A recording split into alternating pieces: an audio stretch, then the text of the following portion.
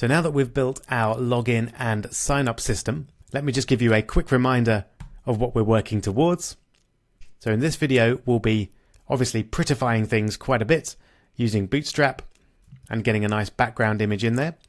We're going to be using a little bit of jQuery to switch between login and sign up forms. And then when the user does sign up,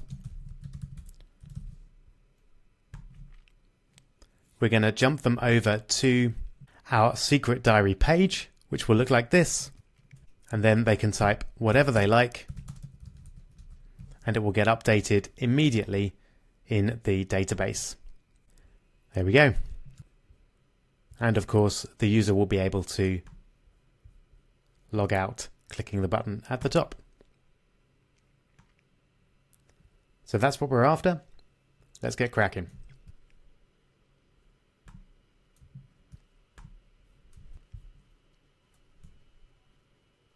Okay then, here we go. I'm going to start, of course, by jumping over to Bootstrap. I'm getting our starter template.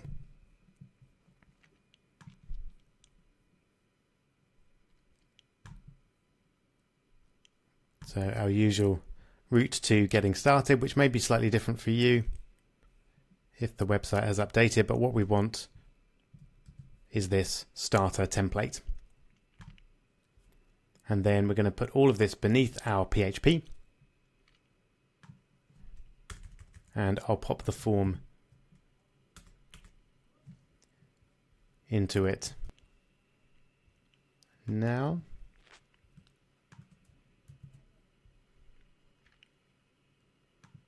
There we go. So this is going to be a similar process to when we made the What's the Weather app before. So we'll have a class of container, and then we'll have an h1 of secret diary. Then we'll put in our forms. We'll make those pretty later on. And then, well, let's have a quick look at that before we do anything else. Great. So you can see that's what happens if you don't apply the Bootstrap form stylings. So let's do those next. Remember, the form is a component. And then click forms. And I'm not going to copy and paste the whole thing this time, but I'm just going to remind myself, right, so we need field sets around the inputs.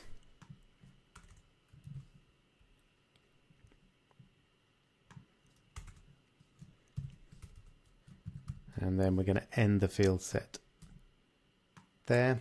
So let's put all of these in first.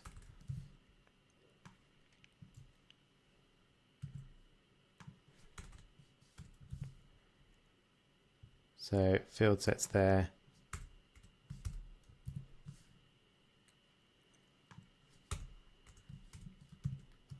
And then we'll close the field set. Then the inputs go inside the field sets.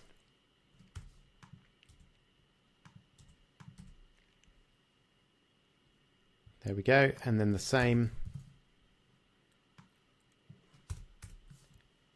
for the second form.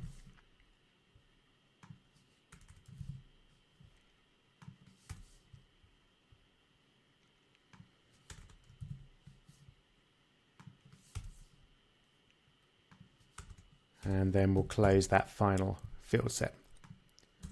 And let's indent everything.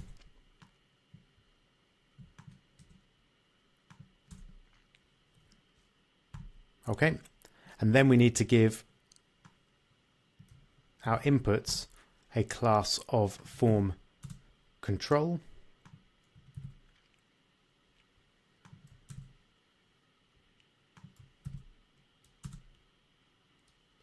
Accept the submit, which is going to have a type of button, and I'll go for button success. So a nice green button. And then similarly up here.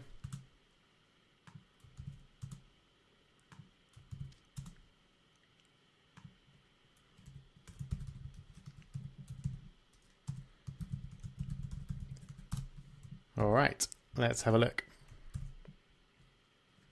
Okay, looking quite a bit nicer. All right, let's add a bit of text to our checkbox.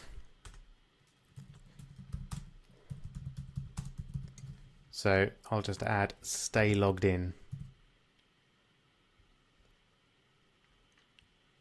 There, and that will create the cookie if they tick the box.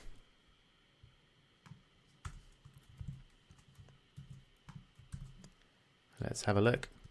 Okay, that's not quite what we need, so let's just take a look. There's probably some special code that we need for the checkbox. Okay, so we need a div with a class of checkbox and then a label for that one. So let's get rid of our field set for the checkbox and add in the div. There's our label. Stay logged in, and then we'll close the label and close the div, and then we're not using the field set at all. Okay, let's just have a look, make sure that works. Okay, it's still a bit lower down. Let's get rid of the line break, see if that does the trick. Nope, so something's gone wrong. Notice the checkbox doesn't actually have a form control class. That's probably what's causing the problem. There we go, that's better. So let's now do the same thing for our other form.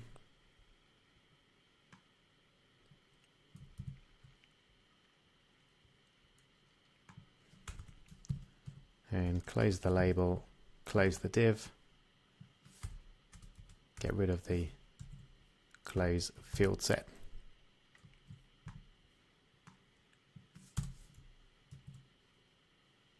And of course the form control class. Great. So already looking a lot nicer. Let's center everything inside our container div. Been enthusiastic with my styles there.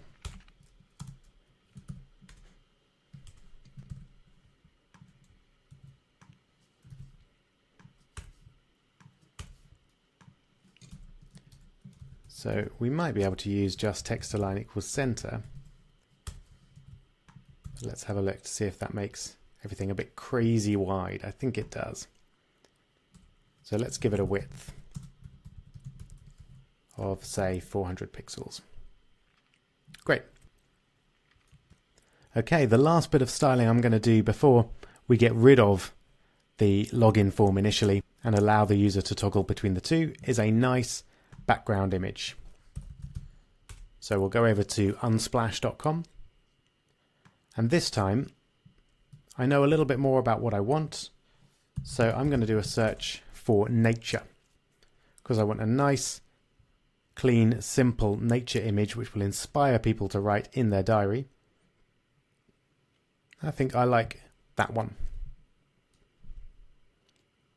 So it's got a kind of solitary feel to it. So let's click there and save image as, and I'm going to save it into my MySQL folder.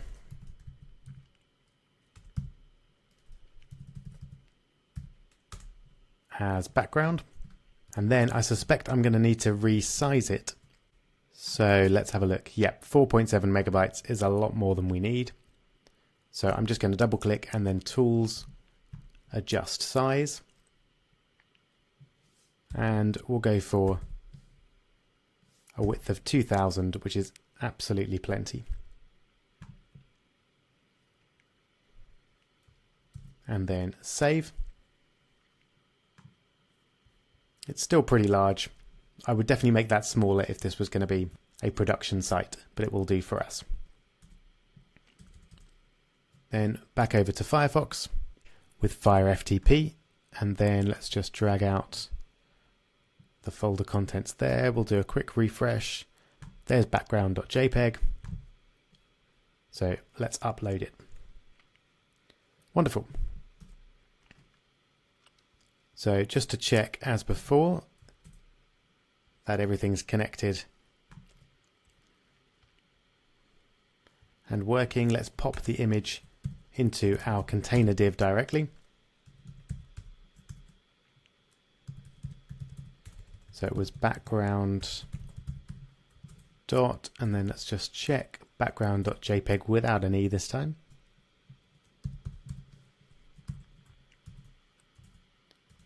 And let's have a look.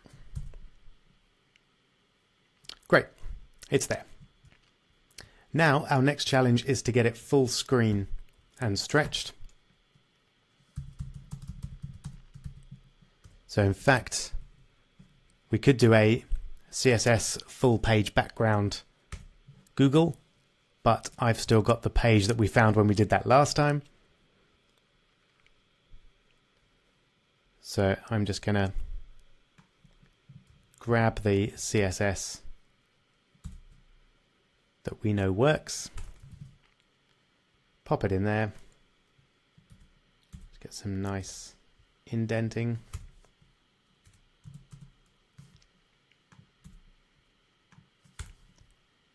And then change the background image to background.jpg. Then we'll get rid of the other image tag. Take a look. Okay, that's good. We just need to get rid of the background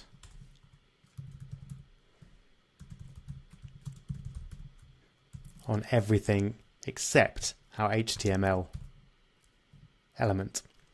There we go. Brilliant. So obviously we need to work on the vertical positioning a little. Let's for now give it a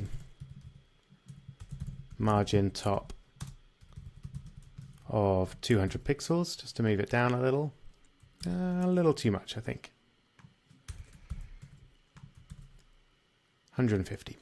Great. Okay, so now we need to deal with the fact that we've got two login or sign up forms displaying at the same time, which is definitely not what we want. So first, I'm going to give them both an ID so that we can refer to them. So the ID for this one is going to be sign up form. And the ID for this one is going to be login form. And the crucial thing about login form is that it's going to be hidden.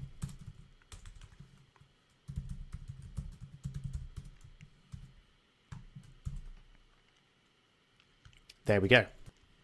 So let's add some text to the bottom of the sign up form to allow the user to log in if they want to. So we'll just have a paragraph and then we'll just have a link with no href, but an ID of show log in form. And the text can be login. There we go. Then we can have a bit of jQuery at the bottom. And we want this to be called when the login button is clicked. So it will get it by its ID.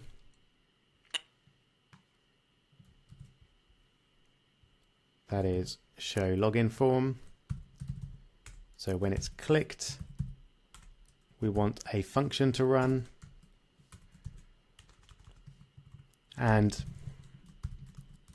I like to do a test to to make sure that my jQuery is all connected up right before I try and do anything complicated. Excellent. That's looking good.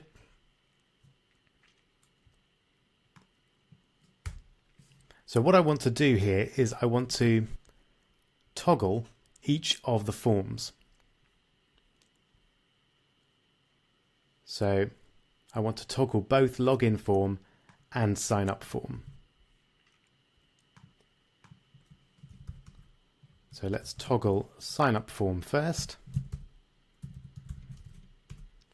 So that will make it disappear. And then let's do the same thing for login form. Okay, so that should switch from the sign up form to the login form. Brilliant. Pretty simple. Now let's add a link to switch from the login form back to the sign up form. And you may have noticed that actually the code to do that is exactly the same. We want to toggle both of those forms. So actually we can make this a bit simpler. Instead of having this function twice, we could have a class of toggle forms.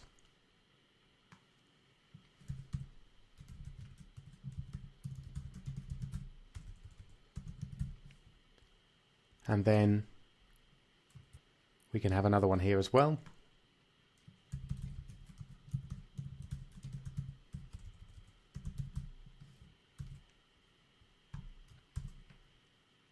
Excellent. And now we should be able to switch back and forth between the forms. Brilliant. So we need to do a little bit of fixing with the layout here, and I think we could do with a little bit of explanatory text. So let's have a paragraph with some strong text in it, saying just something like, store your thoughts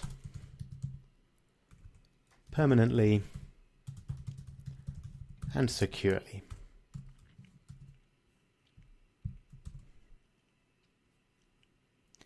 Lovely.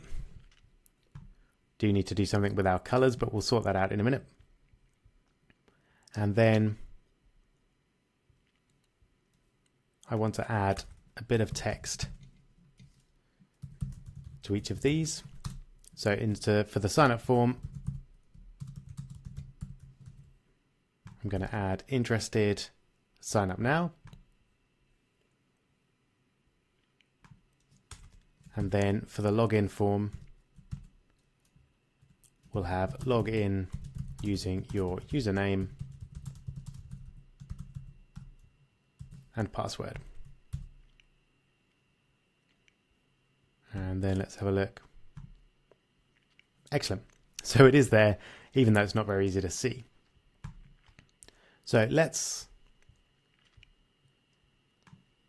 experiment with some coloring. So I'm going to start by just making everything white. Okay, that actually looks pretty good. The only thing I can't see very clearly is that login link. So I'm going to try playing with that. That was a toggle forms link. So let's try first off making it bold, because I'd like it to be a bit clearer anyway. Actually, I think that works pretty well. It's not quite the clearest, but it's clear enough. Let that be a lesson to you that when you're choosing background images, the most important thing is that it doesn't obscure the text or instructions that you want the user to read. All right, but we'll go just as far as that in terms of design. So let's sign up yet another account because I can't remember any of the passwords. And let's sign ourselves up. Great. So now we're over in loggedinpage.php, and most of the work for the rest of the website is going to be on this page. But before we leave our index.php behind completely, I am going to do a little bit of work to create some extra files so we don't have to contain all this code twice. So first off, I'm going to get all of this HTML and I'm going to include it in a file called header.php. Let's save that there, and then let's create it here. So header.php, open it up and paste that lot in. And then if we just check log out, everything should still work fine, but now our header code can be accessed from any other page, and we only need to edit it once. Now this code is unique to index.php, so I can leave that there, but everything from here downwards I can put in a footer file. So I'm going to call that footer.php.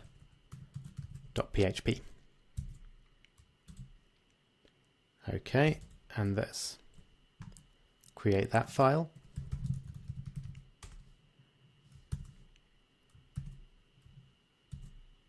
Notice that this script is only for the home page, but it won't cause any problems on any of the other pages.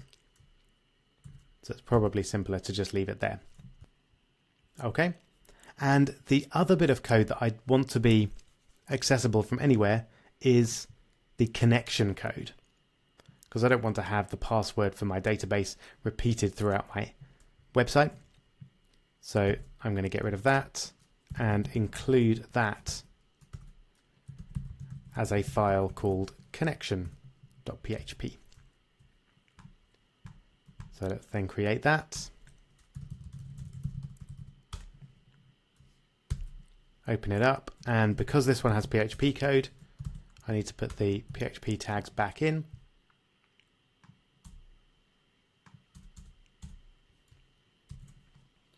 And then I can save that as it is. And just to check that everything still works as it did before.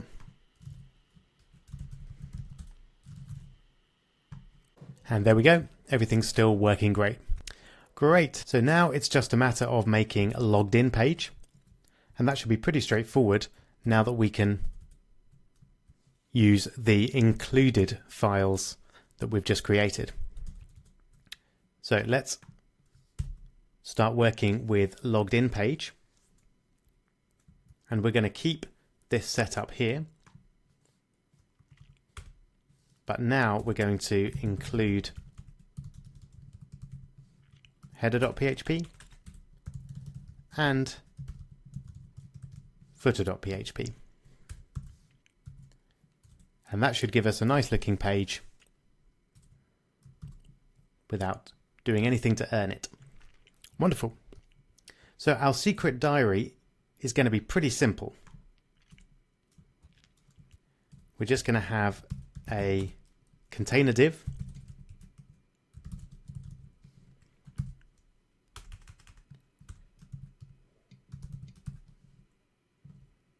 And don't forget to close your PHP.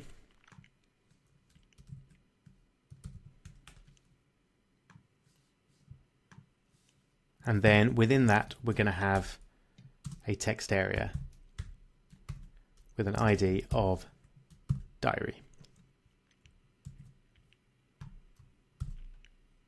All right, there it is. Pretty simple at the moment, but let's first off give it a class of form control so it gets all the nice bootstrap stylings. There we go. And then we want to make this pretty big. So let's go over to header.php and give it some styles. So this is the diary ID, and I'm going to start with a width of 100% and a height of 100%. So let's see how that looks. Okay, not bad, but we've got a few problems there. First off is I've realized that our container here has a margin top of 150 pixels, which we don't want on our container in our second page. So let's have a new ID of homepage container, which is going to have a margin top of 150, and that should then not apply to our new container. Of course, that means we'll need to edit index.php again. So now let's give the container div here in the index.php file an ID of home page container. And then we should have the margin at the top of that one, but not at the top of this one. So let's jump back over and take a look. Great. So happy with that. Height-wise, width-wise, however, it looks like it's as wide as the container, but that's not very wide. There is an easy fix though. If you'll remember, there's a related class to container called container fluid, which stretches out to the very edge of the screen. And that's what we want here. We just want a nice big text area for people to keep their thoughts in. That kind of thing. Okay, so now we just need to update the diary field in the database with the contents of the text area when it's updated. Easy, right? Well, we've already done something fairly similar in our Code Player app. So let's find the code or something similar that we used there. Something like detect change in text area content. That should do it for us. Here we go. How do I bind to the change event of a text area in jQuery? Perfect. Pretty sure that's the one we used before. So we're going to put this in the footer, because that's where all our jQuery goes. And we want to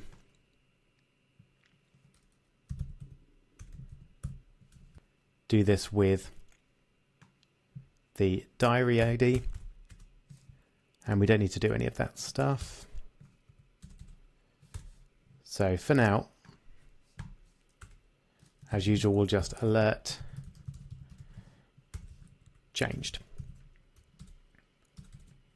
to see if everything is working. Great. It is indeed. So how are we going to update the database when this changes? Well, we can only update the database with a PHP script. So we're going to need to call a PHP script when this changes. And the only way we can do that is using Ajax. So let's remind ourselves how Ajax works. It's been a while.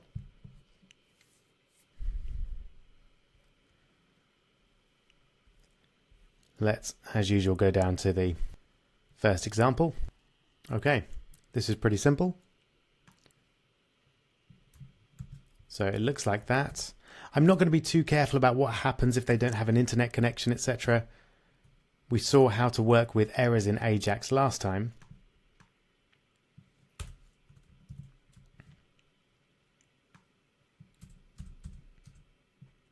So I won't go into that in too much detail this time. But we are going to need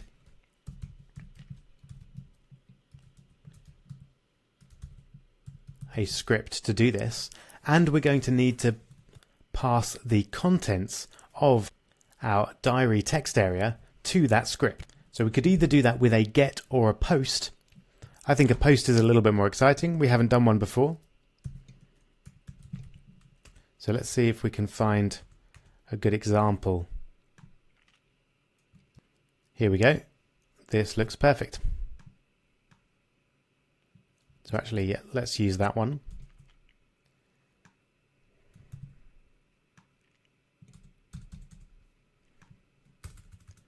So we're doing a post to update database.php, and we only need one variable here, and that's, I'll call it content, and that's going to be the contents of the diary text area. And we can get that, using the diary and then val. So that's our Ajax.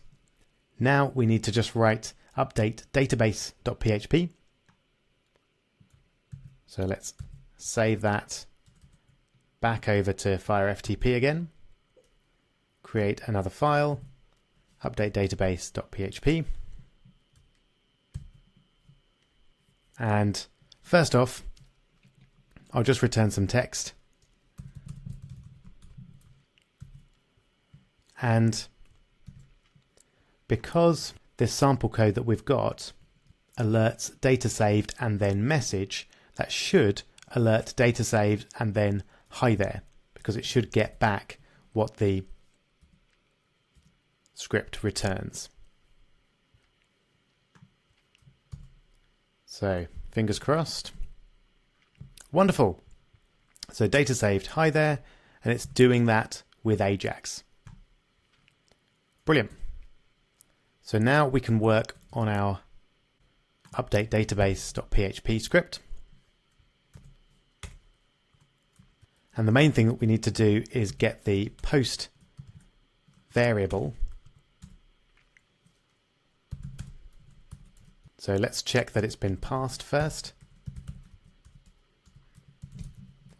Array key exists, and we called it content, and it should be in the post array.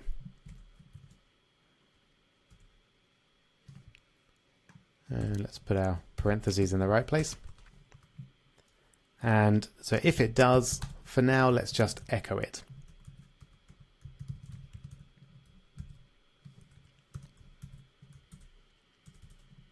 All right. There we go. ADA. So it's getting the contents of what we're writing. Wonderful. So all we need to do is save that to the database. So we'll need to connect to the database, which we can now do really easily using our connection.php script. And then we just need our queries.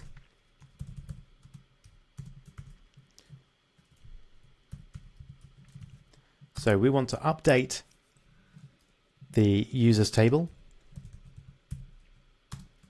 and we want to set, let's just check what the variables were, diary,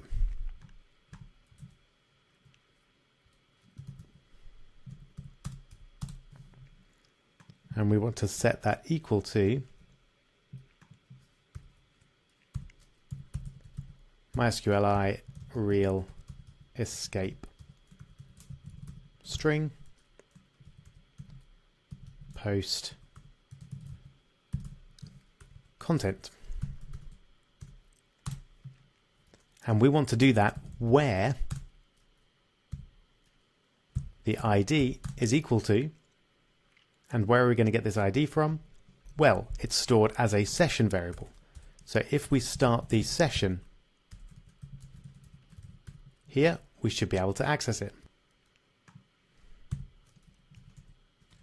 So let's use MySQLi real escape string, just in case, even though there's pretty much zero chance of this variable being anything other than a number.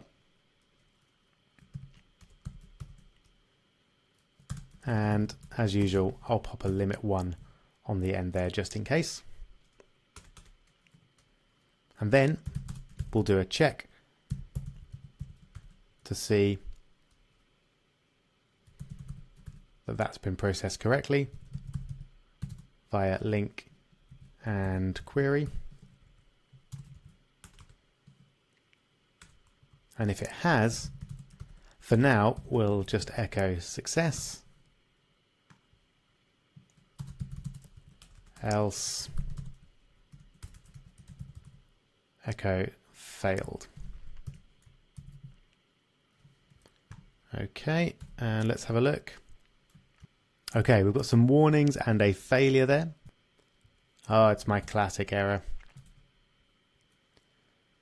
Don't forget the link in MySQLi real escape string. Success! Hurrah! And let's convince ourselves that that's true. I've probably been logged out of users now, so let's log back in. I'll get the password from connection.php.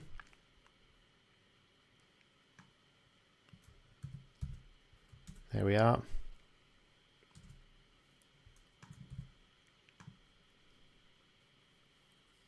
And there we go. You can see it's right there in the database. Great, so we're pretty close to being done now. Let's just get rid of the code here because we're not going to return anything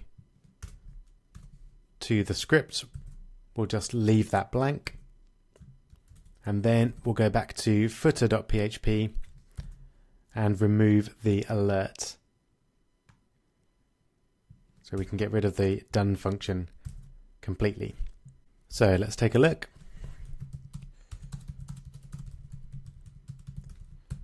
So nothing's popping up, but is it updating in the database? Fingers crossed, yes it is. Wonderful. So a couple more slight tweaks. One issue that we have is when we load the logged in page initially, the diary code doesn't display. And that's of course no good to us. So let's load the diary code at the top here. So when we know that we're logged in, we'll include connection.php and then we'll run a query which will be select diary from users where ID equals, and then we'll have MySQLi real escape string, and we're using session ID, and we'll have a limit 1 there. And then we want to do the query. So that's MySQLi query, and we want to get the results of that straight away. So we can actually do that all on one line. So we could have MySQLi fetch array and then use the query directly. And we could set row equal to that. And then let's have a variable diary content, which is going to be equal to row and then diary. And then we'll just echo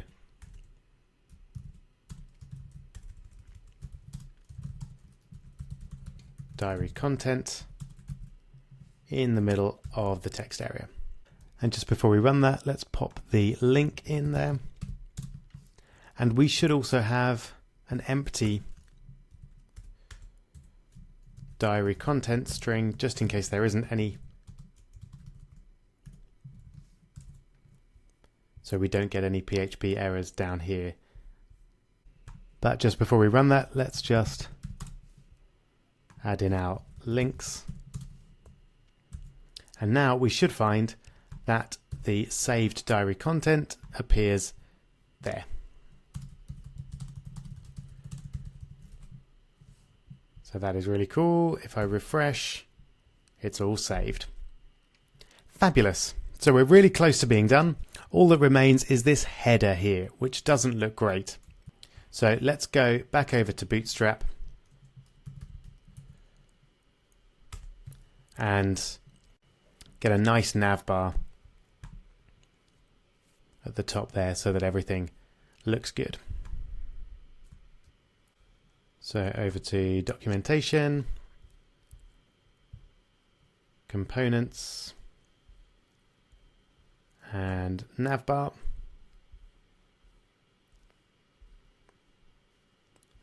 And then we'll just take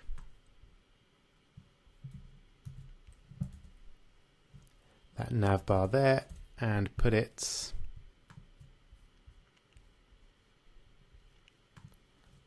above our container fluid div.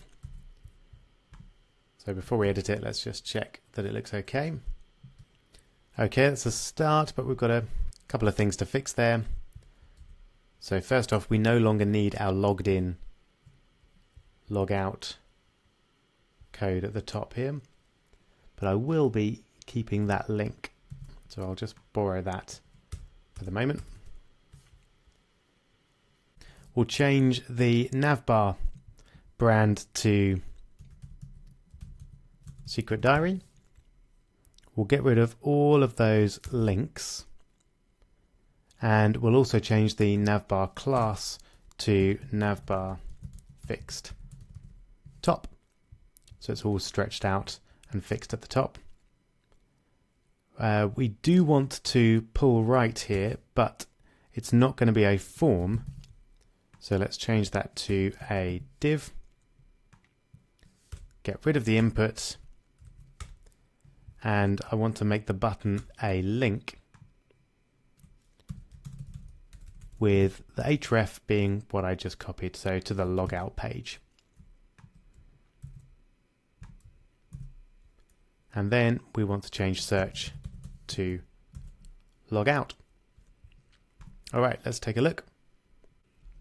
Okay, that's pretty good, but our text area is of course hidden behind our navbar there, so we should be able to fix that quite easily with a quick margin in our header, but we will need to give it an ID first of all, our container fluid. So this is container logged in page. Let's copy that and then open the header, and in the styles we want container logged in page.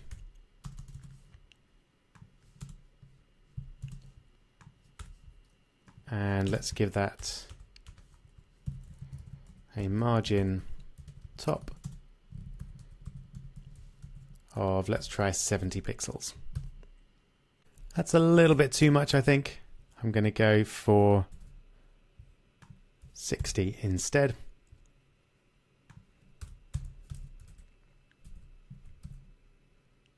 Perfect. And then of course when the user logs out, they're back to the home page. So just one small thing left to fix, and that is our error messages. So if I don't put a password in right now, of course I get an error message, but it's not particularly nicely displayed, and of course I want to use Bootstrap alerts to make those look a lot nicer.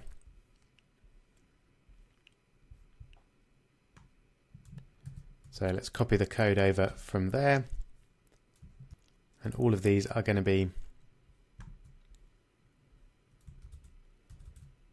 in our index.php.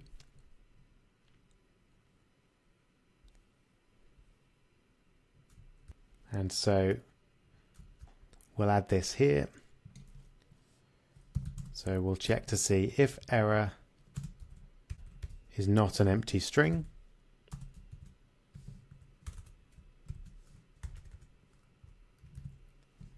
Then we'll echo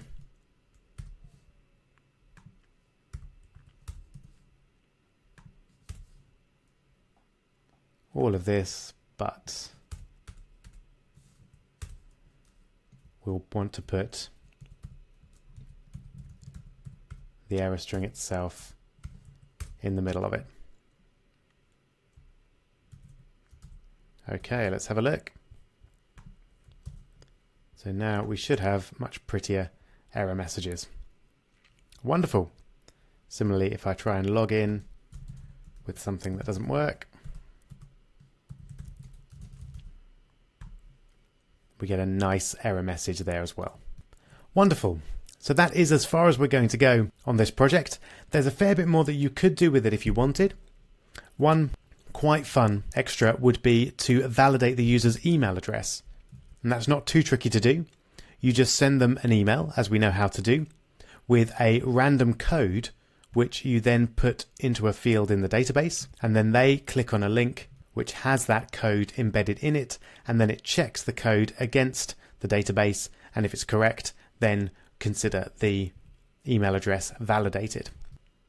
You could also offer different diary pages for different dates, and you could set up a password reset system which emailed the user if they can't remember their password, and again sets up a special link via an item in the database, and then when the user clicks back on that link from their email address, they're given the opportunity to reset their password. But this is as far as we're going to go, and congratulations once again on making it to the end of the MySQL section of the course. You've done some really advanced stuff in this section, so pat yourself on the back, go have a break and recharge before we unleash the power of Google Maps, Facebook, Twitter, and an unlimited number of other web services using APIs.